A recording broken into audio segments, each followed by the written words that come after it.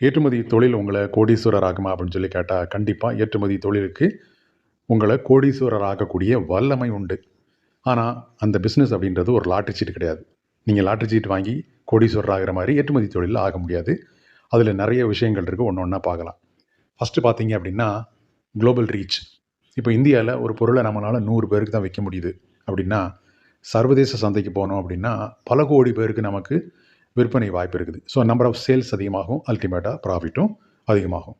2வது நாம உழைக்காமலே நமக்கு எக்ஸ்ட்ரா ப்ராஃபிட் எதுல கிடைக்கும் அப்படின்னா, கரன்சி வேல்யூவேஷன்ல கிடைக்கும். ஒரு நாணயத்தோட மதிப்பு. உதாரணம் டாலர் அப்படின்னு எடுத்துக்கலாம். இல்ல யூரோன்னு எடுத்துக்கலாம். அதனோட மதிப்பு உயரும்போது, நாம நம்ம டாலர்ல தான் இன்வாய்ஸ் பண்ணியிருப்போம். ஸோ அல்டிமேட்டா இந்திய ரூபாயோட மதிப்பு குறையும். ஸோ அப்போ நமக்கு அதிகமான பணம் கிடைக்கும். ஸோ இப்போ நாம உதாரணத்துக்கு ஒரு ரூ. 90 வேல்யூ இருக்கும்போது நாம $1 அப்படின்ற கன்வர்ஷன்ல பில் பண்ணியிருக்கோம் அப்படின்ற பட்சத்தில, பையர் நமக்கு பே பண்ணும்போது 90 அப்படின்றது 92 இந்திய ரூபாயோட மதிப்பு குறையும்போது நமக்கு ரூ. 2 எக்ஸ்ட்ரா கிடைக்குது. ஸோ இதான் இதில உள்ள முக்கியமான விஷயம்.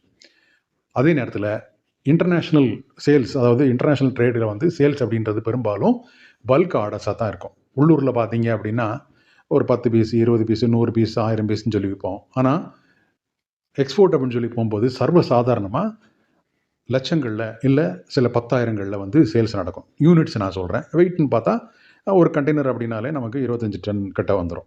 ஸோ அந்த மாதிரி ஹியூஜ் குவான்டிட்டி எக்ஸ்போர்ட் பண்ணும்போது, ப்ராஃபிட் குறைவா இருந்தா கூட, ஆர்டர் குவான்டிட்டி அதிகம் அப்படின்றதுனால, நமக்கு அல்டிமேட்டா அதில பெரிய வேல்யூ நமக்கு லாபமா கிடைக்கிறதுக்கு வாய்ப்பு இருக்குது. இது போக கவர்மெண்ட் நமக்கு டியூட்டி டிராபேக், ரோட் டேப் இந்த மாதிரி நெறைய சலுகைகள் வழங்குறாங்க. ஸோ அது உள்நாட்ல கிடையாது.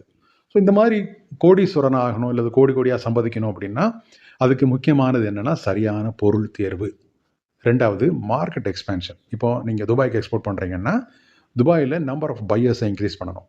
அல்டிமேட்டா என்ன பண்ணணும்? துபாய தாண்டி பல்வேறு நாடுகளுக்கு அந்த ப்ராடக்ட்ட எக்ஸ்போர்ட் பண்றதுக்கு ட்ரை பண்ணணும். ஸோ அப்படி பண்ணும்போது தான் நமக்கு பெரிய அளவுல ஒரே பொருள பல்வேறு பையர்ஸ்க்கு ஏற்றுமதி பண்ண முடியும்.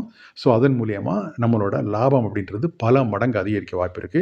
ஸோ அல்டிமேட்டா நாம பெரிய அளவுல கோடி கோடியா சம்பாதிக்கிறதுக்கும் வாய்ப்பு இருக்கு. ஸோ அதனால கோடீஸ்வரர் ஆக முடியுமா அப்படின்னா, கண்டிப்பா ஆக முடியும். ஆனா இது ஒரு லாட்டரி சீட் கிடையாது. இது ஒரு ப்ராப்பரான பிசினஸ். அத ப்ராப்பரா, கரெக்ட்டா, சரியான குவாலிட்டில, டைம் டெலிவரியில தொடர்ந்து பண்ணும்போது, டெஃபினட்டா 100க்கு 100% கோடி கோடியா சம்பாதிக்கிறதுக்கு வாய்ப்பு இருக்குது.